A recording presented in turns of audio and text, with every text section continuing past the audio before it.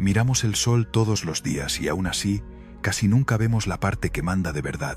Esa es la primera trampa, porque cuando pensamos en ver el sol, imaginamos una bola brillante, una especie de superficie ardiente, como si delante de nosotros estuviera la estrella entera. Pero no, lo que vemos desde aquí no es el interior del sol, ni siquiera es una superficie en el sentido normal de la palabra. Es solo la capa desde la que la luz consigue escapar después de un viaje absurdamente largo. La astronomía la llama fotosfera, y es el borde visible de una estrella que por debajo sigue oculta a nuestros ojos. Y eso cambia por completo la pregunta, porque la cuestión ya no es ¿qué aspecto tiene el sol por dentro? La cuestión de verdad es otra. Si no podemos mirar dentro, ¿cómo demonios hemos llegado a saber tanto? La respuesta empieza en un sitio muy raro, no en el centro, no en una sonda suicida, no en una cámara milagrosa. Empieza justo en ese límite cegador donde el sol deja de esconderse. La fotosfera parece una superficie, pero no lo es como lo sería la corteza de un planeta. No puedes aterrizar ahí. No hay suelo, es plasma, gas ionizado, materia en un estado tan extremo que hablar de arriba y abajo ya empieza a sonar demasiado terrestre. Lo que pasa es que, a partir de esa altura, el material solar deja de ser tan opaco como para atrapar toda la radiación, y por fin, la luz puede salir al espacio. Por eso la vemos, no porque estemos mirando a través del sol, sino porque estamos mirando el punto exacto donde deja de ser impenetrable para nuestros ojos. Dicho de otra forma, no vemos el interior del sol, vemos el lugar donde deja de ocultarse. Y encima de ese borde visible empieza otra sorpresa, porque las imágenes más espectaculares del sol, las que parecen casi irreales, ni siquiera enseñan lo que hay debajo, enseñan lo que hay por encima, su atmósfera, la cromósfera, la región de transición, la corona, capas que no se parecen en nada al disco limpio y más o menos tranquilo que solemos dibujar de pequeños. Misiones como SDO, el Observatorio de Dinámica Solar de la NASA, observan el sol en varias longitudes de onda y dejan claro algo incómodo. El sol cotidiano, el de esa cosa brillante ahí arriba, es una versión muy recortada de la historia. En luz visible parece bastante simple. En ultravioleta extremo, en cambio, aparece otro objeto. Arcos magnéticos gigantescos, regiones oscuras, bucles de plasma, estructuras que no parecen fuego, sino líneas de un campo magnético dibujadas con materia al rojo blanco. Y aquí entra una de las rarezas más desconcertantes de toda la física solar. La corona, la capa más externa de la atmósfera solar, puede alcanzar temperaturas del orden de cientos de miles a millones de Kelvin, claramente por encima de la fotosfera visible.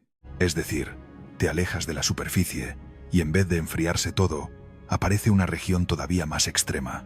No es una errata, no es un detalle menor, es uno de los grandes problemas abiertos de la física solar. Sabemos que el magnetismo tiene mucho que ver. Sabemos que hay transferencia de energía, ondas, reconexión magnética y procesos a pequeña escala. Pero el mecanismo exacto dominante sigue sin estar del todo cerrado. Y esto es importante porque rompe una intuición muy humana. La idea de que lo más caliente debería estar justo donde arde la estrella y que a medida que te alejas, todo tendría que ir apagándose. Con el sol, no. Con el sol, lo visible es solo una parte del problema. De hecho, parte de lo que ocurre en la corona acaba afectándonos aquí.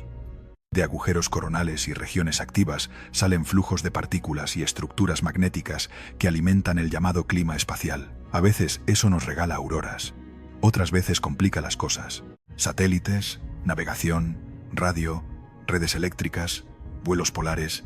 La estrella que hace posible la vida en la Tierra también puede empujar nuestra tecnología hasta el límite. Pero todavía no hemos llegado a la idea más extraña, porque la luz del sol tarda unos 8 minutos y 20 segundos en recorrer la distancia entre el sol y la Tierra. Eso lo sabemos bien. Lo que cuesta más imaginar es que la energía asociada a esa luz no salió del centro solar hace 8 minutos, ni de lejos. En el interior del sol, los fotones no avanzan en línea recta hacia afuera como una bala de luz.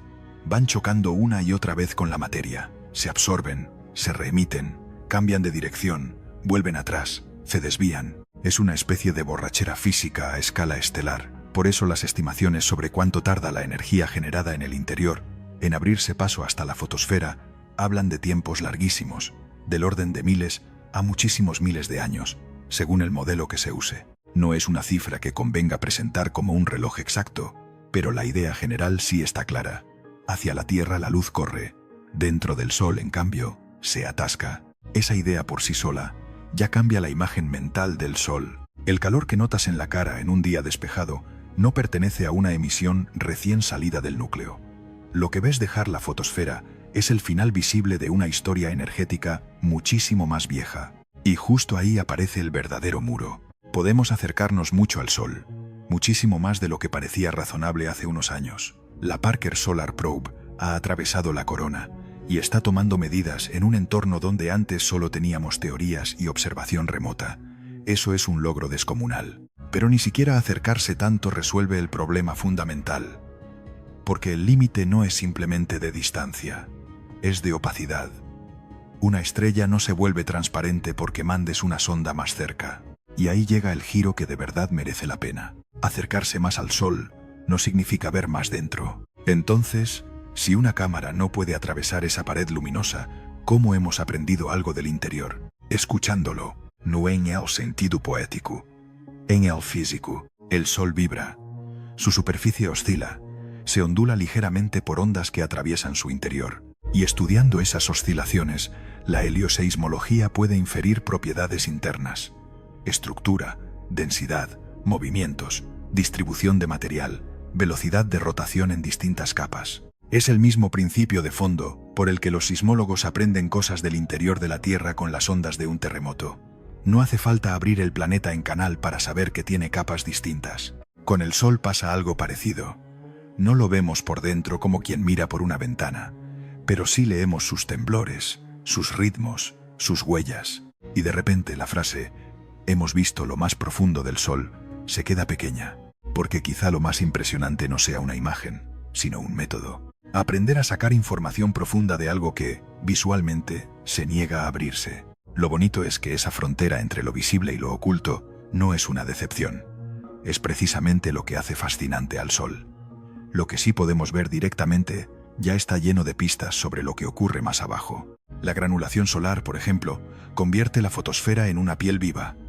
Cada gránulo es una célula de convección, plasma caliente que asciende, se enfría, vuelve a bajar. Duran poco, del orden de unos 20 minutos, pero cubren toda la superficie visible con una textura cambiante, como si el Sol hirviera a una escala monstruosa.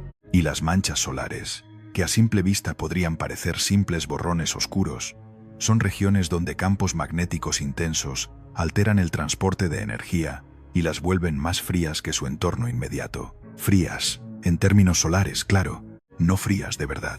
Es decir, la piel del Sol no es una cara lisa. Es un sistema convectivo y magnético en tensión constante. Y cuando esa tensión se dibuja por encima de la fotosfera, aparecen algunas de las formas más espectaculares que conocemos. Prominencias y filamentos, grandes estructuras de plasma sostenidas por campos magnéticos. Vistas contra el espacio negro, parecen arcos brillantes suspendidos sobre el borde del Sol. Vistas sobre el disco, suelen aparecer como trazos oscuros. Mismo fenómeno, distinta perspectiva. Algunas duran días, o semanas, o incluso meses, hasta que algo cede. Y entonces, parte de esa arquitectura puede romperse y salir despedida en una eyección de masa coronal, expulsando miles de millones de toneladas de plasma al espacio a velocidades enormes. Eso tampoco es una curiosidad decorativa, es magnetismo profundo haciéndose visible. Y ahí está quizá la mejor forma de mirar todo este asunto. No pensar en el Sol como una bola amarilla con llamitas, ni como una simple esfera de gas, ni siquiera solo como una estrella normal que tenemos cerca. Pensarlo como una máquina física que está dejando pistas constantes de su interior en la parte que sí podemos medir. A veces esas pistas son visuales, a veces son espectrales, a veces son vibraciones, a veces son partículas que terminan entrando en el espacio interplanetario. Y juntas construyen una imagen bastante más poderosa que la promesa simple de mirar dentro. Porque la realidad es mejor que esa frase. La realidad es que el Sol tiene un límite que nuestros ojos no pueden cruzar. Y aún así hemos aprendido a rodearlo, no con una única cámara, no con una escena imposible, sino combinando longitudes de onda invisibles, medidas in situ, modelos físicos y la lectura fina de una superficie que no deja de moverse. SDO observa la atmósfera solar en distintos canales. IRIS Se ha centrado en la cromósfera y la región de transición. Parker ha probado cosas muy cerca del Sol que antes solo estaban sobre el papel, y la helioseismología ha convertido la superficie visible en una especie de membrana informativa. Eso obliga a replantear una idea muy básica, que conocer algo a fondo siempre exige verlo por dentro. No necesariamente. A veces ver no basta, y a veces no ver no impide comprender. De hecho, puede que el Sol sea uno de los mejores ejemplos de eso en todo el sistema solar. La imagen más familiar que tenemos en el cielo es también una de las más engañosas, porque parece simple, parece estable, parece casi plana desde nuestra distancia, y, sin embargo, detrás de ese disco hay convección, magnetismo, ondas, eyecciones, ciclos de actividad y un interior que no se muestra directamente, pero que no deja de delatarse. Por eso, cuando alguien pregunta cuál es la parte más profunda del Sol que hemos logrado ver, la respuesta más honesta no es una capa concreta ni una cifra espectacular. La respuesta más honesta es esta. Lo más profundo que hemos alcanzado del Sol quizá no esté dentro de una imagen, sino en el borde exacto donde la luz por fin consigue salir, y en todas las huellas que deja una estrella opaca cuando aprendes a leerla. Y eso abre una pregunta bastante más grande que el propio Sol. Si una estrella que no podemos mirar por dentro ha podido contarnos tanto, ¿cuántas cosas del universo entendemos no porque se hayan dejado ver, sino porque han aprendido a delatarse?